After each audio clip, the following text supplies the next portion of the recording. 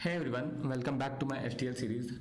Today I'll be sharing one problem which looks very simple on the surface, but when you face it in an interview, you could be tripped with so many follow-ups. So yes, today we'll be seeing the same question.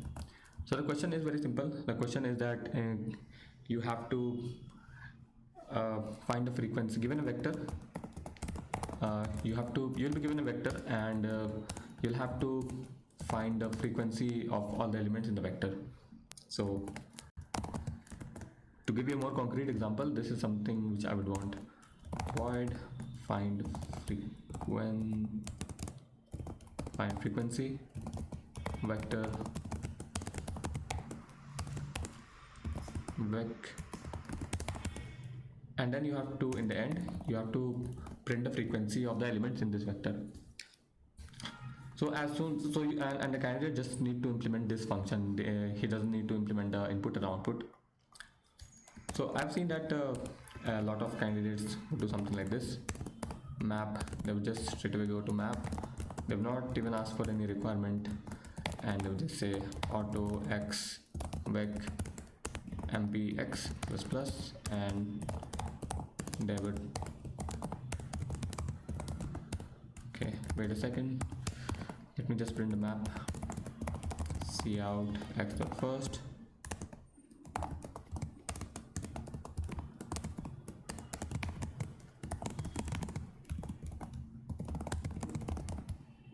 yes. So is there anything wrong with this approach? I mean, think about it, and you can pause the video and try to comment. So technically there's nothing wrong with this approach, but if you are doing it in an interview setting, at least ask some question from the interviewer. Like I would expect you to ask me something like, hey, do we really need an ordered map like in C++, or can we just do away with the unordered map itself? The reason is an unordered map is for accessing the elements in an ordered map, you will take login time, and if you are doing the same thing in an unordered map, you can accomplish the same thing in O1 of average time. So you should at least ask the interviewer that whether this is there a requirement that we have to have other keys in sorted order or not. If it's not, then we can just go away with unordered map. So yes, so this is the first learning. Let me just write it here. Learnings. Ask the interviewer if we care about the order of the keys. Okay, so far so good. After that, I usually ask the candidate if how would they go about it if they have to implement the same thing using vector itself. Like they cannot use map data structure, let's say.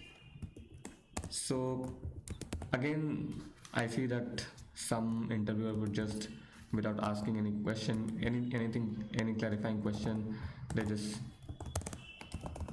write something like this: vector int fr frequency for auto.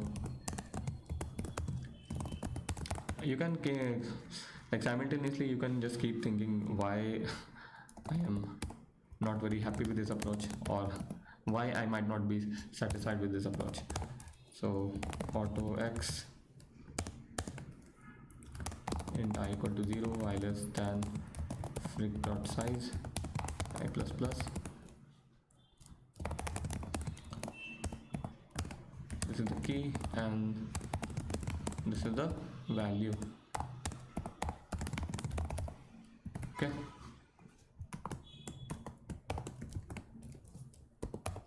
ten raised to, let's say the size of the frequency array would be 10 raised to 5 comma 0, right? And this is fine. I'm not saying that this is incorrect, but there are certain cases where this would fail drastically.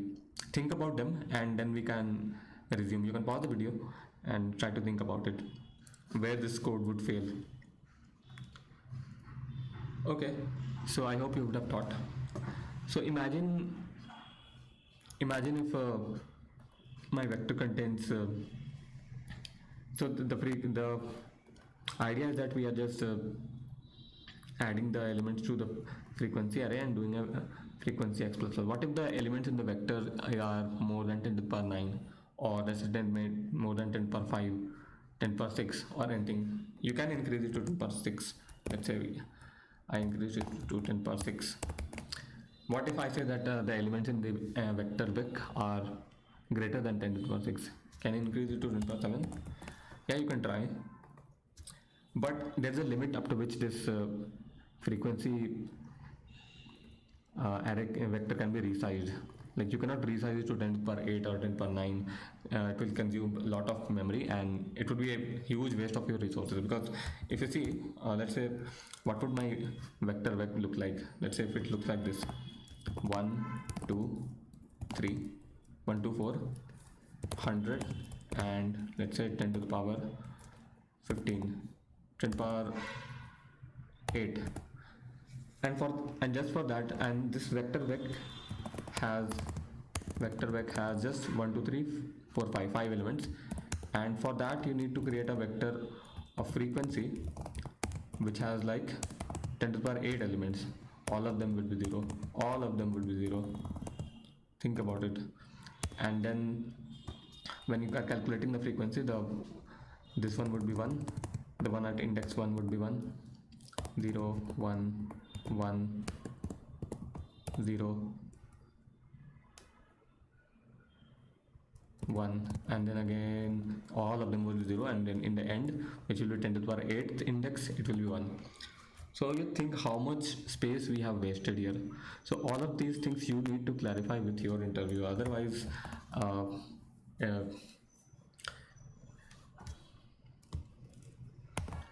otherwise you might get an assumption that you are not asking clarifying questions and just moving with the whatever solution you have come up with in your mind.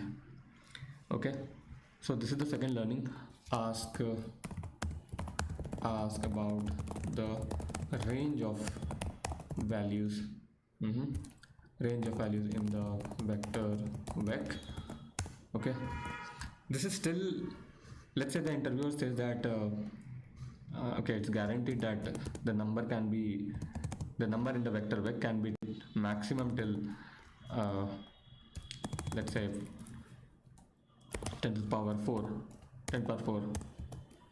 Okay, so can we just say that we do it till 10 power 4 plus 1, and then we are fine with it? There's still something wrong with this approach. Think about it. Think something which we have not taken care of.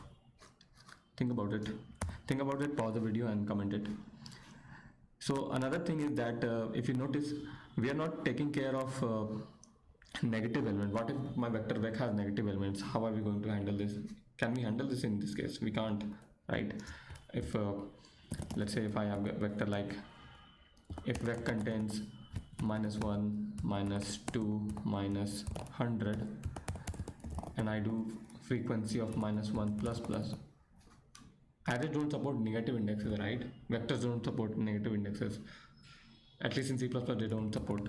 In Python they do, but in C++, and it will, even if you do it in Python, it would not it would do something which is unexpected. It would add the number to the end of the list. Anyway, I mean, so you should also discuss with the interviewer that if the array contains negative integers, how are you going to handle this? So this is another question which okay, let's write about this. Learnings: can the vector vec contain negative integers?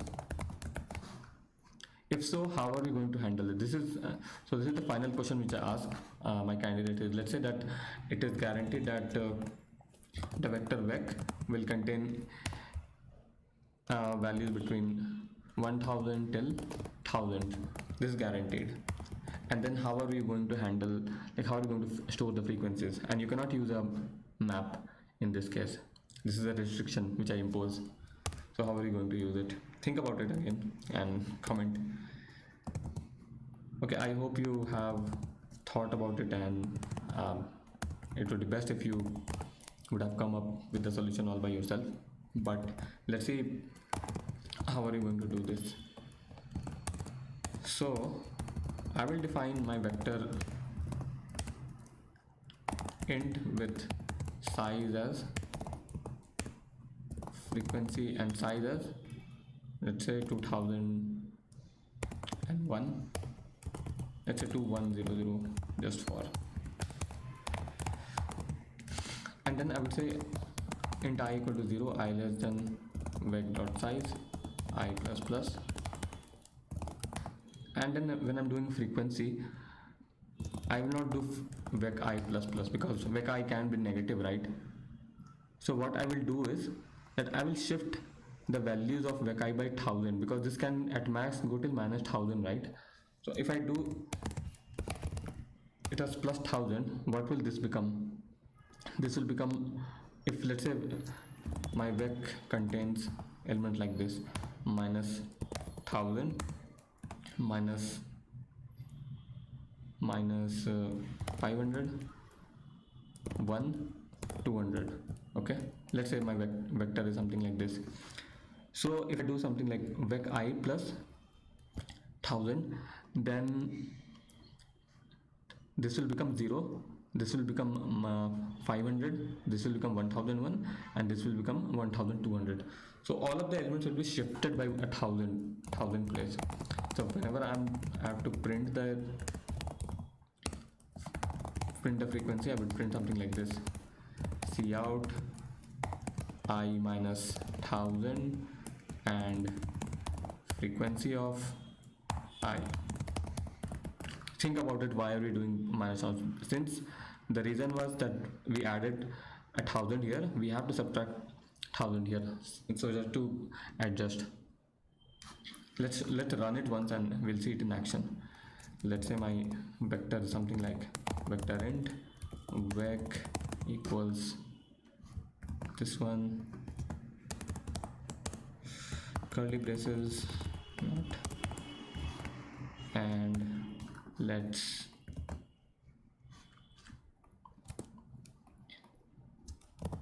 cout find frequency, and we'll pass vector vec, and hopefully this doesn't give a compilation error at least. Yeah, let's see. Oh my god, what happened?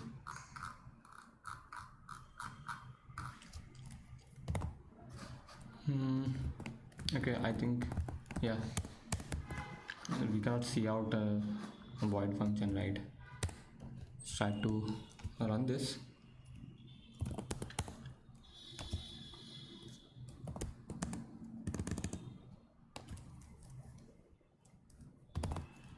Let's try to run this, and then we'll print it, print the results. A dot out. Okay, so this will be a little difficult to see. So what we can do is that we'll do it like we'll change the requirement a little and say that the numbers are guaranteed to be between minus 10 to 10.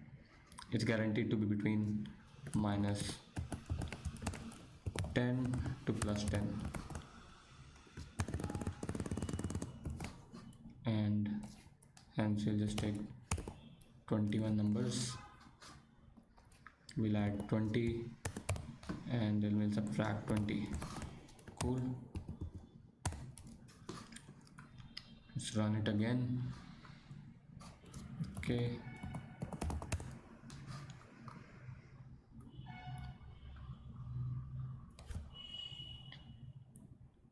so this was a vector. You can say that for minus 10 we are getting a frequency of 1, which is correct. For minus 5 we should be getting a frequency of 1 again. For 1 we should, okay, for 1